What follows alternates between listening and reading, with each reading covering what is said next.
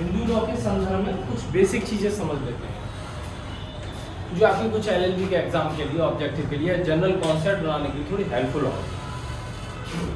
जो हिंदू लॉ जैसे मैंने बताया था, या तो आपका ट्रेडिशनल बेस है या फिर आपका एक्ट बेस है, यानी कि कुछ एक्ट के अधीन काम कर रहे हैं या फिर जो हमारे अदर सोर्सेज हैं उसके माध्यम से काम कर रहे हैं। तो उस पर जाने से पहले बात करते हैं सोर्सेज पर। हिंदू विधि के स्रोत या तो प्राइमरी सोर्स होंगे या सेकेंडरी सोर्स होंगे, यानी कि दो स्रोतों में भाग बांटा जा सकता है। या फिर ये बोले कि हिंदू लॉ को या तो इस पर आधारित है या फिर इस पर आधारित, या तो इस पर आधारित है या इस पर आधारित है। प्राइमरी सोर्स के बारे में हम बात करें, हिंदू लॉ की प्राइमरी सोर्स पूछा जाता है अक्सर कि निम्न में से कौन से प्राइमरी सोर्स नहीं है या है, ऐसे करके अधिकतर नहीं है करके पूछा जाएगा। तो चार याद रखने, श्रुति, स्मृति, टीका, टीका को कमेंट्रीज भी बोलते हैं, और कस्टम। श्रुति, स्मृति, टीका, कमेंट्रीज और कस्टम। कस्टम में मुस्लिम लॉ पढ़ते हैं तो वहां नहीं है। जब हम मुस्लिम लॉ पढ़ते हैं तो वहां पर ये नहीं है। वहां पर क्या है? वहां पर हम पढ़े कुरान, और कुरान है, इजमा है, कियास है, हदीस है, इसी है कुछ इसी टाइप के। तो अभी से आप समझिएगा, अभी हम मुस्लिम लॉ के सोर्स पर ना जाए। तो श्रुति, फिर है आपका स्मृति, फिर टीका, फिर है कस्टम। श्रुति का मतलब होता है जो ऋषि मुनियों ने जो सुना। श्रुति का मतलब होता है सुनना। सुनना किसके द्वारा? हमारे जो ऋषि मुनि थे उनके द्वारा, जो हमारे गॉड हैं, या फिर जो उनको जो भी है, जो भी उन्होंने अपने पवित्र ग्रंथों में, वेदों में, पवित्र किताबों में, पुस्तकों में जो लिख दिया, उसे बोलते हैं श्रुति। वो बन गया हिंदू विधि का स्रोत। तो श्रुति का मतलब है सुनना, ब्रह्म वाक्य को सुनना, गॉड से सुनना। एक तरीके से समझो, जब मुस्लिम लोग पढ़ते हैं वहां पर भी यही सोच है, पर उसे बोलते हैं कुरान। तो कुरान के अंतर्गत प्रॉफिट मोहम्मद साहब ने अल्लाह के मैसेज को सुना और कुरान में लिख दिया। ऐसे ही सेम कॉन्सेप्ट हिंदू लॉ में भी है। हिंदू लॉ में बस ऐसे बोलेंगे कि हमारे ऋषि मुनियों ने सुना। वहां पर क्या था? पैगंबर मोहम्मद साहब ने सुना।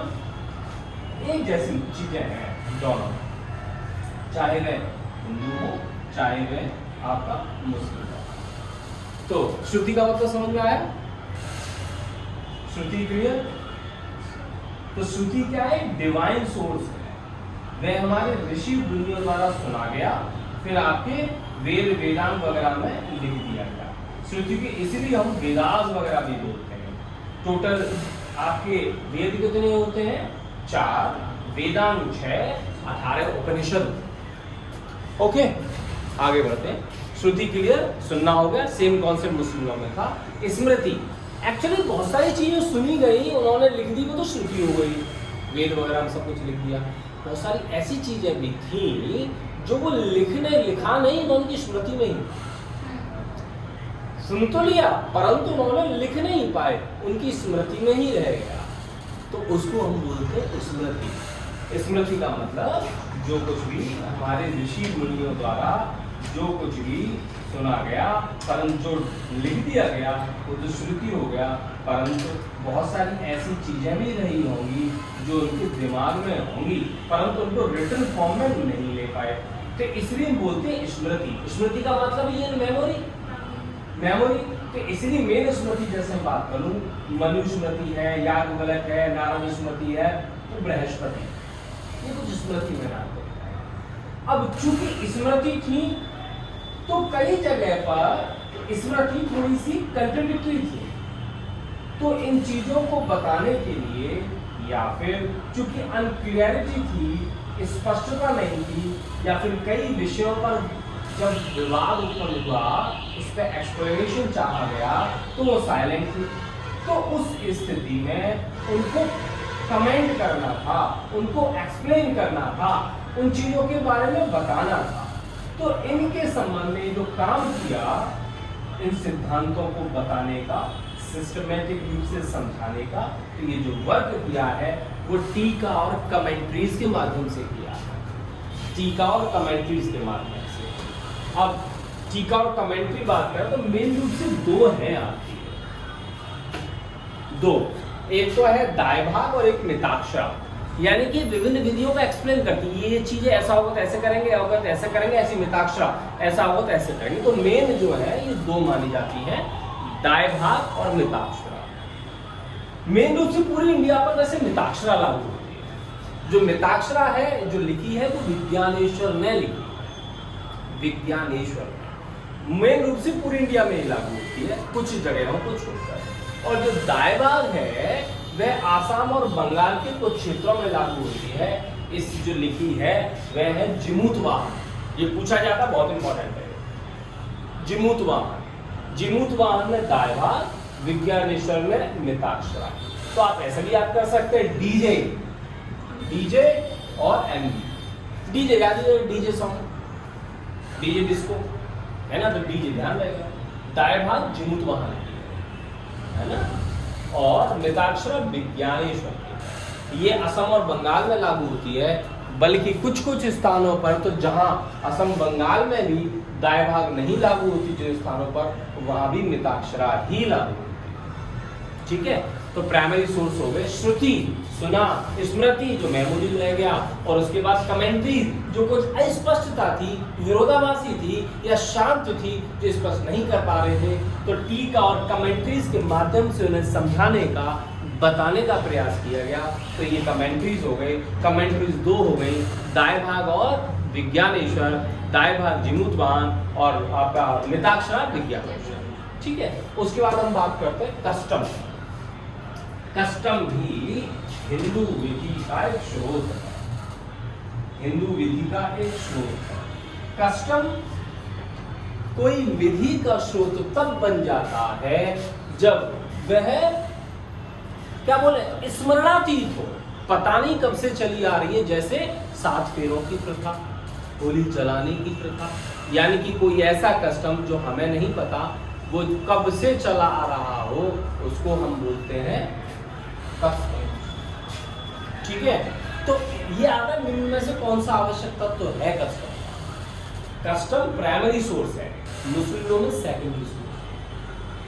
प्राइमरी सोर्स बनने के लिए कस्टम के लिए आवश्यक हो कि वो एक तो स्मरणातीत हो, 10, 20, 30, 40 साल नहीं, पता नहीं कब से। दूसरा, वह निश्चित हो।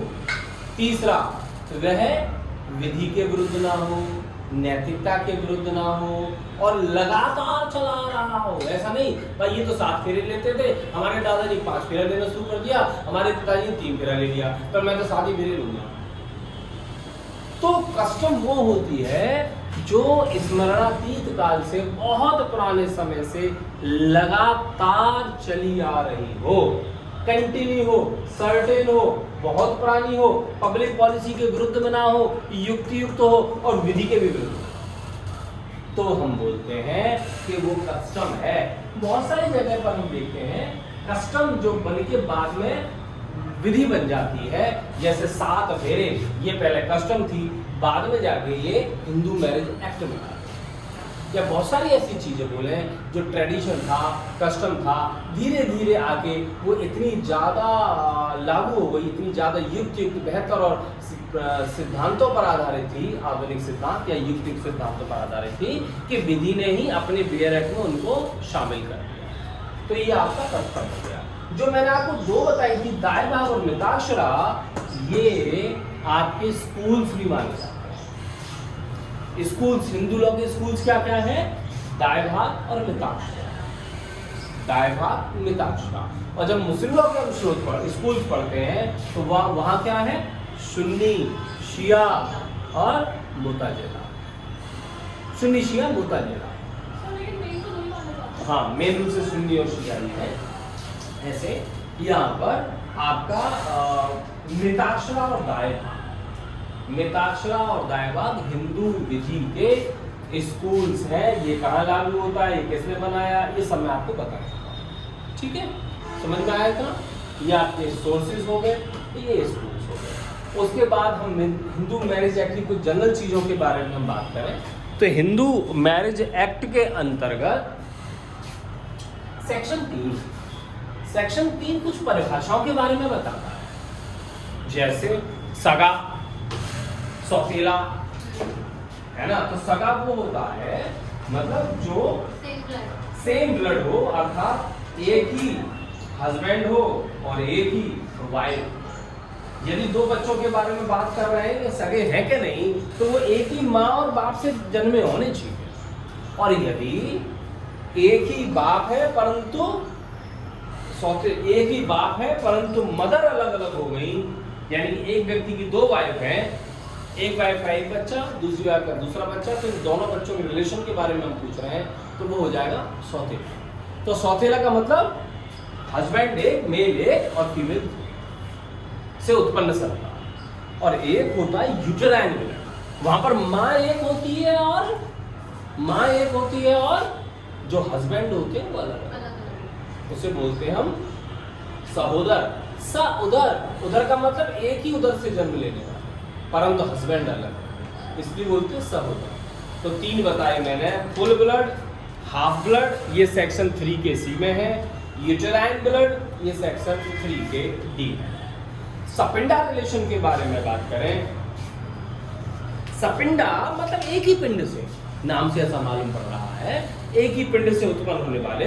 तो इसके संबंध में जो याद रखने वाली बात है, जो अक्सर पूछी जाती है, माँ के संदर्भ में पूछें तो माँ से ऊपर वाली परंपरा की तीसरी पीढ़ी तक सपिंड नातेदारी नहीं जाती है। माता से ऊपर वाली परंपरा तीसरी पीढ़ी तक, जिसमें तीसरी पीढ़ी भी शामिल है, वो मानी जाती है सपिंड नातेदारी। और पिता के संदर्भ में हम देखेंगे तो 5वीं पीढ़ी तक सपिंड मानी, माँ के संदर्भ में 3 पीढ़ी, पिता के संदर्भ में 5 पीढ़ी सपिंड नातेदारी मानी जाती है।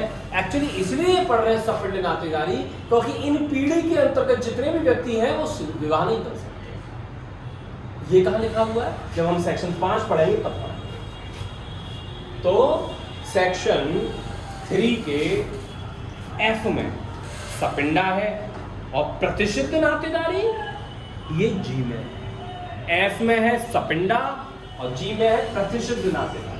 प्रतिष्ठित नातेदारी से ही मालूम पड़ रहा है ऐसी नातेदारी जिसमें कुछ प्रतिबंध लगा रखा है ना, प्रतिबंध लगा रखा है, जैसे वाइफ ऑफ ब्रदर से शादी नहीं कर सकती, मदर्स, ऐसी बहुत सारे इसमें रिलेशंस दे रखे हैं, उनके साथ शादी नहीं की जा सकती। ये है आपके जी में। आपको बस क्लॉज ध्यान रखना है और इतना ध्यान रखिएगा अल्फाल में कि ये जी में है और इसके साथ ये प्रतिष्ठित नातेदारी में होता है, विवाह नहीं हो सकता। ठीक है, तो ये सेक्शन 3 के बाद आते हैं सेक्शन 5, जो कि बहुत इंपॉर्टेंट है। सेक्शन 5 हिंदू मैरिज एक्ट 1955 का एक्ट है। सेक्शन 5 शर्तों के बारे में बताता है, 5 कंडीशन के बारे में बताता है। कोई व्यक्ति, कोई हिंदू या 2 हिंदू तभी विवाह उनका वैध माना जाएगा तब धारा 5 की 5 शर्तों को पूरा करते हैं। किसी हिंदू, 2 हिंदू विवाह तभी कर सकते हैं जब धारा 5 में बताई गई 5 शर्तों को वो पूरा कर लें। कौन सी शर्तें हैं?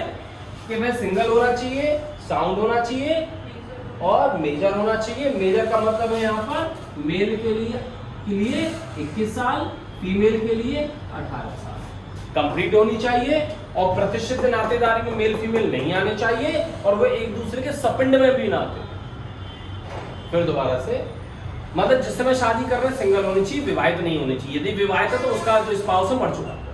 फिर साउंड होने चाहिए, मतलब मेंटल डिसऑर्डर इस तरीके की नहीं होनी चाहिए, प्रोक्रिएशन ऑफ चाइल्ड के लिए डिसेबल नहीं होने चाहिए और वह मेल की उम्र 21 साल पूरी होनी चाहिए, फीमेल की 18 साल पूरी होनी चाहिए, अपनी प्रोहिबिटेड रिलेशनशिप में नाते हो और सपिंडा भी ना हो।